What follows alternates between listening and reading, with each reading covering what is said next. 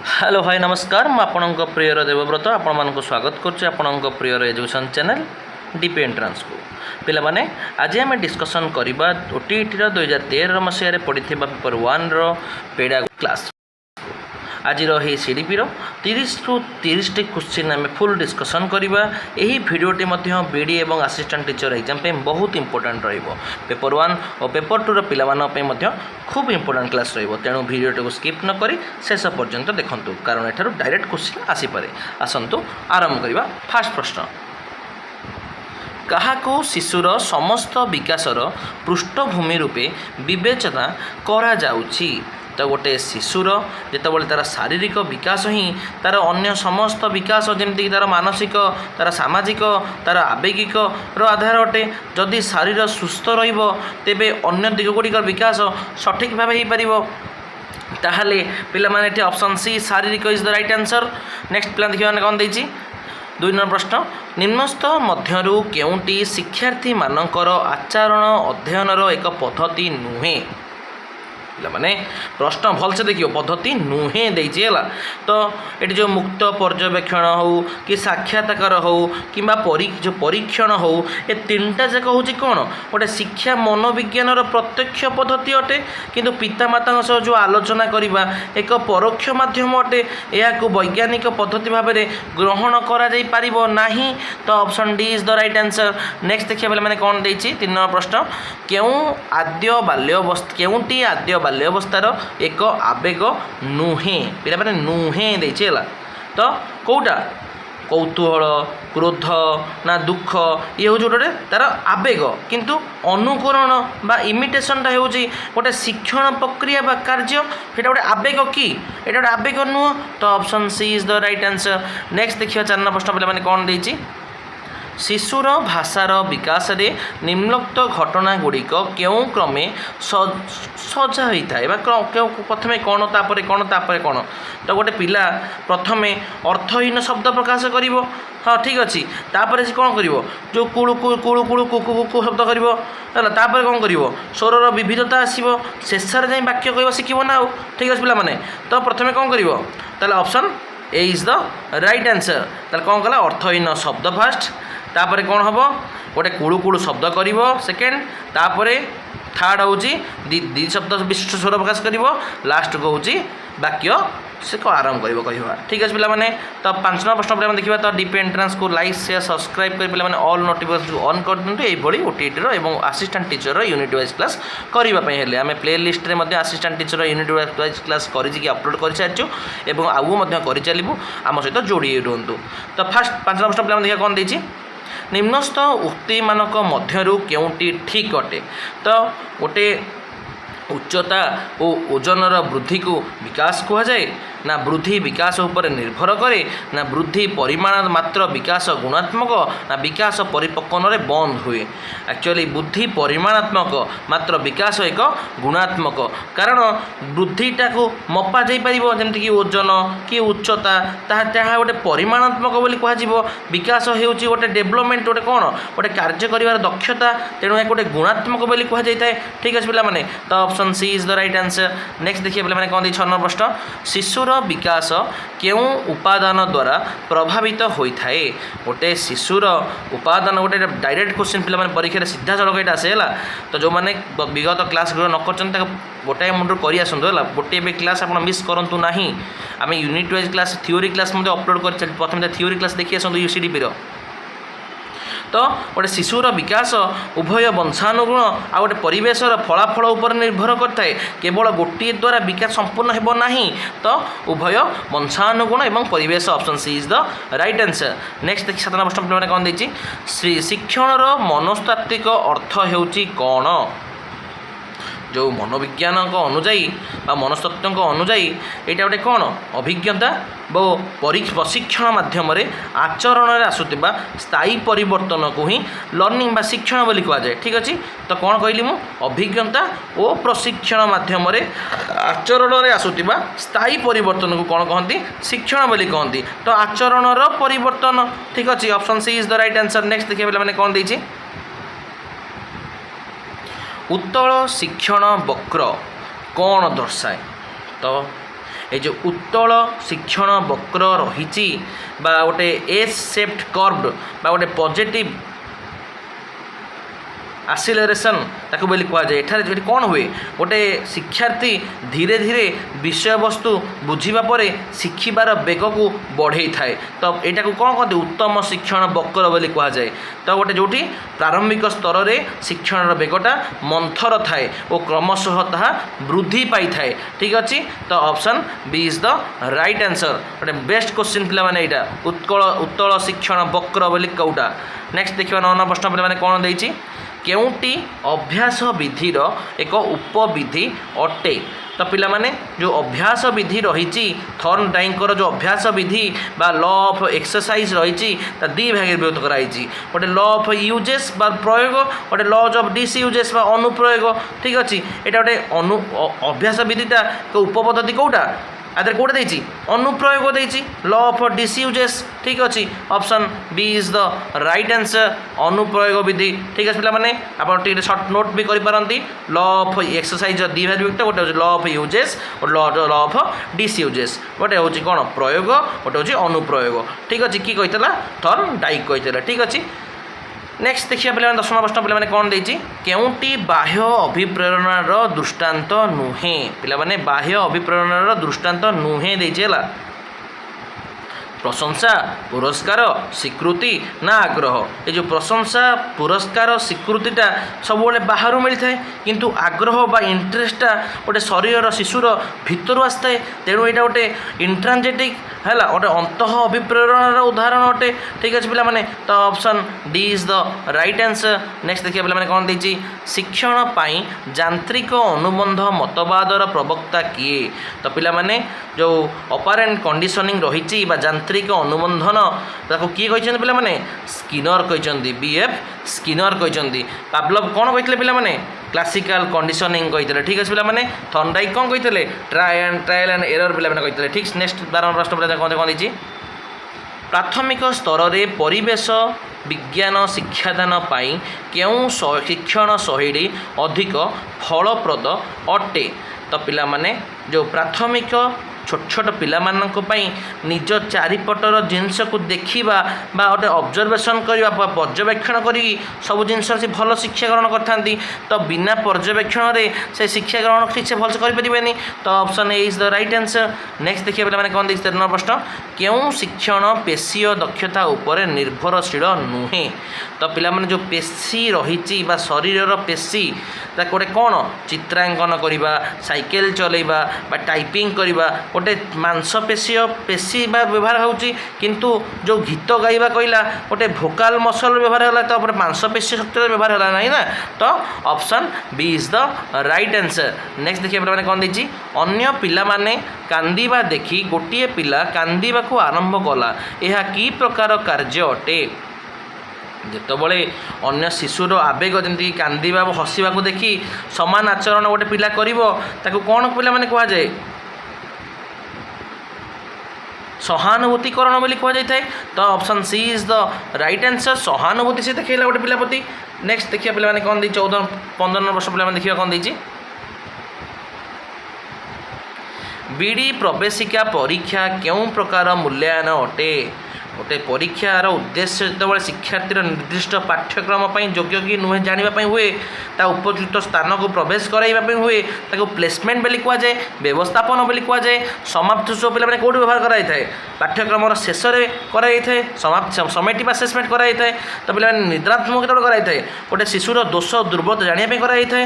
ଗଠନମୂଳକ କେତେ କରାଯାଇଥାଏ, ଶିକ୍ଷାଦାନ ଚାଲିଥିବା ସମୟରେ କରାଯାଇଥାଏ। ଠିକ୍ ଅଛି ପିଲାମାନେ, ତ option A is the right answer. Next ଦେଖିବା 16 ପ୍ରଶ୍ନ ପିଲାମାନେ କ'ଣ ଦେଇଛି, ନିମ୍ନୋକ୍ତ ମଧ୍ୟରୁ କେଉଁଟି କୃତି ପରୀକ୍ଷଣର ଉଦ୍ଦେଶ୍ୟ ନୁହେଁ।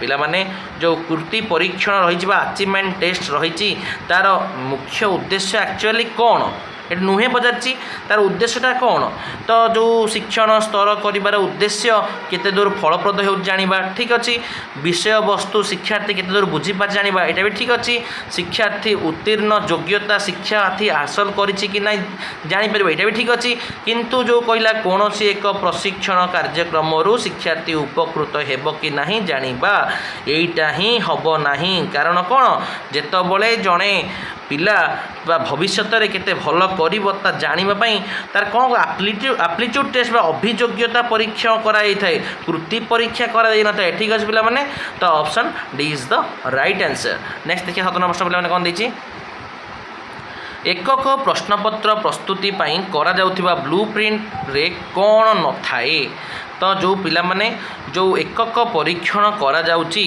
ତାର ବ୍ଲୁ ପ୍ରିଣ୍ଟରେ କେବଳ ଗୋଟେ ବିଷୟବସ୍ତୁ ଶିକ୍ଷଣ ଲକ୍ଷ୍ୟ ଏବଂ ପ୍ରଶ୍ନର ପ୍ରକାରଭେଦ ଉପରେ ଗୁରୁତ୍ୱ ଦିଆଯାଇଥାଏ କିନ୍ତୁ ଉତ୍ତର କେମିତି ମୂଲ୍ୟାୟନ ହେବ ବା ତା'ର ଯେଉଁ ସ୍କୋର କି ବା ମାର୍କିଂ ସ୍କିମ୍ରେ ନଥାଏ ତ ଅପସନ୍ ଏରେ ଯେଉଁ ଦେଲା ପିଲାମାନେ ଉତ୍ତର ଗୁଡ଼ିକର ମୂଲ୍ୟାୟନ ପ୍ରଣାଳୀ ଏଇଟା ହିଁ ହେବ ଠିକ୍ ଅଛି ପିଲାମାନେ option A is the right answer next ଦେଖିବା ପିଲାମାନେ କ'ଣ ଦେଇଛି 17 ପ୍ରଶ୍ନ କେଉଁଟି ନିରବଚ୍ଛିନ୍ନ ବା ସମ୍ବ୍ୟାପକ ମୂଲ୍ୟାୟନ ପାଇଁ ଅନାବଶ୍ୟକ ବା ଯେଉଁ CCE ରହିଲା ତା ପାଇଁକି କେଉଁଟା ଅନାବଶ୍ୟକ CCE ପାଇଁ କ'ଣ ଦରକାର ରେଟିଂ ସ୍କେଲ୍ ଦରକାର ଚେକଲିଷ୍ଟ ଦରକାର ପ୍ରୋଗ୍ରେସ୍ କାର୍ଡ଼ ଦରକାର କିନ୍ତୁ ପ୍ରଶ୍ନଗୁଚ୍ଛଟା ଦରକାର ପଡ଼ିବ ନାହିଁ କାରଣ କ'ଣ ପ୍ରଶ୍ନଗୁଚ୍ଛର କାମ କ'ଣ ଗୋଟେ ଏକ ସାଧାରଣ ପରୀକ୍ଷା ପାଇଁ ଏଇଟା ବ୍ୟବହାର ହୁଏ ଏହା ଗୋଟେ ସାମଗ୍ରିକ ମୂଲ୍ୟାୟନର ଏକ ଛୋଟ ଅଂଶ ମାତ୍ର କିନ୍ତୁ ଏଇଟା ଗୋଟେ CCE ବା ନିରବଚ୍ଛିନ୍ନ ସାମଗ୍ରିକ ମୂଲ୍ୟାୟନର ଅର୍ଥ ବୁଝେଇବନି ସିଏ ଠିକ୍ ଅଛି ପିଲାମାନେ ତ option D is the right answer next ଦେଖିବା ପିଲାମାନେ କ'ଣ ଦେଇଛି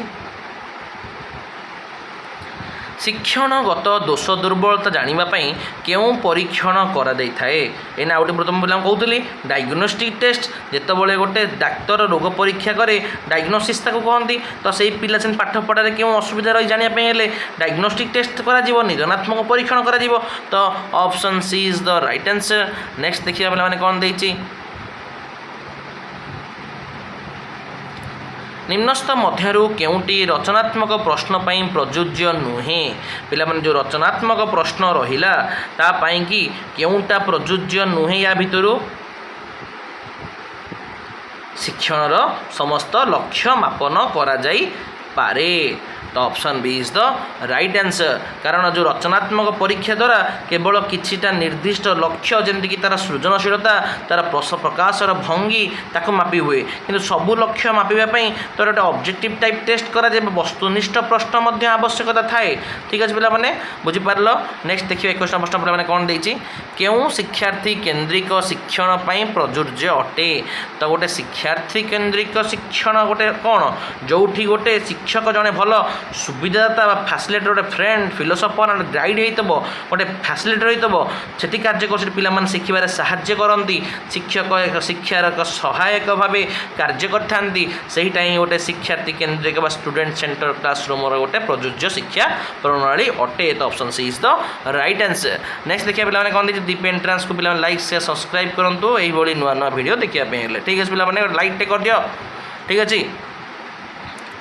बहुश्रेणी शिक्षादान निम्नलिखित उक्तिଗୁଡ଼ିକ ମଧ୍ୟରୁ କେଉଁଟି ପ୍ରଯୁଜ୍ୟ ନୁହେଁ ପିଲାମାନେ ଯେଉଁ ବହୁଶ୍ରେଣୀ ଶିକ୍ଷାଦାନ ରହିଲା ସେଠି ଶିକ୍ଷକଙ୍କୁ ଏକା ସାଙ୍ଗରେ ଏକାଧିକ ଶ୍ରେଣୀର ପିଲାମାନଙ୍କୁ ପରିଚାଳନା କରିବାକୁ ପଡ଼େ ସେ କେବଳ ମଝିରେ ବସିଲେ ହେବ ନାହିଁ ବରଂ ପ୍ରତିଟି ଶ୍ରେଣୀ ପାଇଁ ଗୋଷ୍ଠୀ କାର୍ଯ୍ୟ ବା ସ୍ୱତନ୍ତ୍ର ପ୍ଲାନିଂ କରିବାକୁ ତାଙ୍କୁ ପଡ଼ିବ ତ ଯେଉଁ ଅପସନ୍ ଡିରେ ଦେଲା ତ ଶିକ୍ଷକ ଉଭୟ ଶ୍ରେଣୀର ପାଠ ପଢ଼ା ଦେବେ ଏବଂ ମଝିରେ ବସି ଶୃଙ୍ଖଳା ରକ୍ଷା କରିବେ ଏଇଟା ହିଁ ପ୍ରଯୁଜ୍ୟ ହେବନି କାରଣ ଏଇଟା ଅଳସୁଆ ପଦ୍ଧତିକୁ ସୂଚାଉଛି ଯାହା ଶିକ୍ଷାଦାନ ପାଇଁ ଉପଯୁକ୍ତ ହେବ ନାହିଁ ତ option D is the right answer next ଦେଖିବା ପିଲାମାନେ କ'ଣ ଦେଇଛି ସ୍ୱତନ୍ତ୍ର ଆବଶ୍ୟକତା ବିଶିଷ୍ଟ ଶିକ୍ଷାର୍ଥୀ କିଏ ତ ପିଲାମାନେ ସ୍ୱତନ୍ତ୍ର ଆବଶ୍ୟକତା ବା CSSN child with special need ତ ଯିଏକି ଶାରୀରିକ ଏବଂ ମାନସିକ ଦୃଷ୍ଟିକୋଣରୁ ନିଜ ସହପାଠୀଙ୍କଠାରୁ ଭିନ୍ନ ୟାଙ୍କୁ ବି ଦରକାର ସ୍ୱତନ୍ତ୍ର ଆବଶ୍ୟକତା ଆବେଗ ଏବଂ ସାମାଜିକ ଦୃଷ୍ଟିକୋଣରୁ ନିଜ ସହପାଠୀଙ୍କୁ ଭିନ୍ନ ଏଇଟା ବି ଦେଇଛି ଏଇଟା ବି ଠିକ୍ ଅଛି ଶିକ୍ଷକ ଦୃଷ୍ଟିକୋଣରୁ ଶୈକ୍ଷିକ ଦୃଷ୍ଟିକୋଣରୁ ନିଜ ସହପାଠୀଙ୍କଠାରୁ ଭିନ୍ନ ଏଇଟା ବି ଠିକ୍ ଅଛି ତ ଉପରୋକ୍ତ ସମସ୍ତ ଅଛି ମାନେ ଆଖି ମୁଜିକି ନାଚିଦେବ ପ୍ରାୟ 95 ପ୍ରଶ୍ନଟାର ଉପରୋକ୍ତ ପ୍ରଶ୍ନ ଅଛି ବା ଯେଉଁଟା ବଡ଼ଟା ଅଛି ନହେଲେ ଉଭୟ A ଓ B ଅଛି ଏଇଟା ହିଁ ଆନ୍ସର୍ ହେଇଥାଏ କେଉଁଠି ପେଡ଼ା ଗୁଜିରେ ଠିକ୍ ଅଛି ପିଲାମାନେ ପ୍ରାୟ 95% कौन 100% कहूनी है ताकि गांधी के बापा देते उप समस्त समस्ते बापा तार एमती हम हेनी नेक्स्ट पिला मैंने कौन देती शिशु उद्यान पद्धति प्रवर्तक किए पिला माने जो शिशु उद्यान रही किंडर गार्डन रही प्रवर्तक पिला माने किए फ्रोबेल ठीक अच्छे तो option A is the right answer next देखिए पे कौन देती एक्चुअली सी मतरे विद्यालय गोटे बगीचा आ शिशु गोटे कोमल चारा आ शिक्षक जड़े माली सदृश ठीक अच्छे पे तो option A is the right answer शिक्षक गोटे विषय शिक्षादान आरंभ में केतेक प्रश्न कहीं पचारि था गोटे शिक्षक जितेबले शिक्षादान आरंभ करे से केतेटा प्रश्न पचारे कहीं ये ऊपर समझ मारदौन भूल हो कहीं पूर्व ज्ञान परीक्षा करने ऑप्शन सी कारण नुआ विषय पढ़ाइबा पूर्व गोटे पिला से विषय केते ज्ञान अच्छी ताहा जानापी ये पूर्व ज्ञान भित्तिक प्रश्न बा इंट्रोडक्शन क्लास रे यह शिक्षण को सहज करने व्यवहृत कर option C is the right answer next देखिए पे 26 प्रश्न कौन देती केउटी सृजनशीलता सूचक नुहे पे जो सृजनशीलता रही क्रिएटिविटी रही ता भितर यहाँ कौटा नुहे सृजनशीलता सब गोटे डाइभर्जेंट थिंकिंग बा गोटे अपसरी चिंतन बा गोटे विभिन्न दिगरे चिंता करने आवश्यक किंतु जो कॉग्निटिव बा सॉरी कन्वर्जेंट थिंकिंग रही एकाभिमुखी चिंतन रही केवल गोटे सठिक उत्तर उपर गुरुत्व दे थाए यह सृजनशीलतार विरोधी अटे तो पिला माने option B is the right answer एकाभिमुखी चिंतन नेक्स्ट देखिए पे कौन देती केउटी परीक्षा द्वारा जड़े प्रतिभावान शिक्षार्थी को चिन्हट करा जाई पारिबो जड़े प्रतिभावान पिला जितेबले क्लास रे थाए गिफ्टेड चिल्ड्रेन थाए सब कौन कराई थाए अचीवमेंट टेस्ट कराई थाए गोटे खराब पिला कौन करा जाए रिमेडियल क्लासेस दिया जाए गोटे कृति परीक्षण करा जाए थाए तो कृति परीक्षण द्वारा कौन जना पड़े पिला माने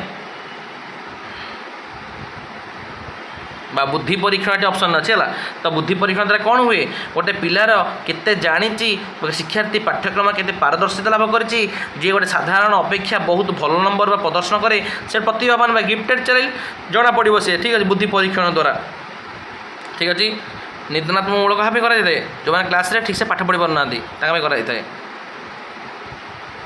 मोहित गृह कार्य नियमित भाव करे दिने केतेक अंक गृह कार्य भाव दिगला मोहित गोटे अंक समाधान करी बेस आनंद है परवर्ती अंकटी को समाधान करने को उत्साह है तो यही श्रेणी रे केउ नियम सूचौची यह गोटे कौन अनुकरण नियम ना अभिप्रेरण नियम ना अभ्यास नियम ना फलाफल नियम जेतबले गोटे शिशु थंडाई अनुजाई गोटे कौन कार्यर फलाफल से संतोषजनक बा आनंद हुए तेबे से शिक्षार्थी से कार्य को पुणी थर करने को आग्रही हुए ये कौन कि प्रकार नियम फलाफल नियम ठीक अच्छे पिला माने पिला पिलाटी अभिप्रेरणा माध्य से भूल हो तो ये गोटे फलाफल नियम ठीक अच्छे नेक्स्ट पिला देखिए 29 वर्ष पे कौन देखिए लाइक से सब्सक्राइब कर दिखाँ पे आम यार पार्ट 2 भी नहीं आसबू जो कि आम ऑल कवरेज करूँ तो शिक्षक शैक्षिक आभिमुख्य दृष्टि केउटी अन्य तीनोटी ठारू भिन्न तो पिला माने जो शैक्षिक आभिमुख्य रही तार केउ तीनटा भिन्न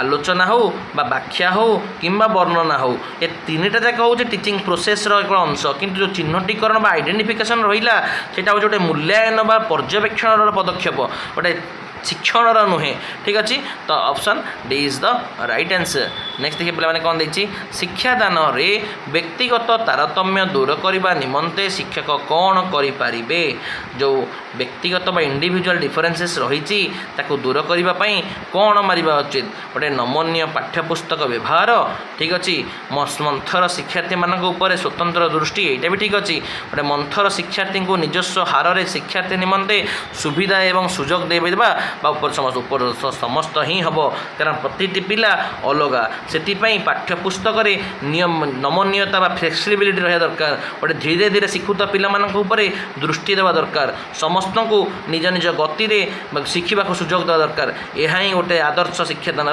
पद्धति अटे तो पिला माने डीपी एंट्रांस को लाइक शेयर सब्सक्राइब करी ऑल नोटिफिकेशन ऑन कर दिंतु आम पार्ट 2 खूब शीघ्र नहीं आसबू आम सहित जोड़ी रुहतु ये रही जय जगन्नाथ जय माँ मंगला।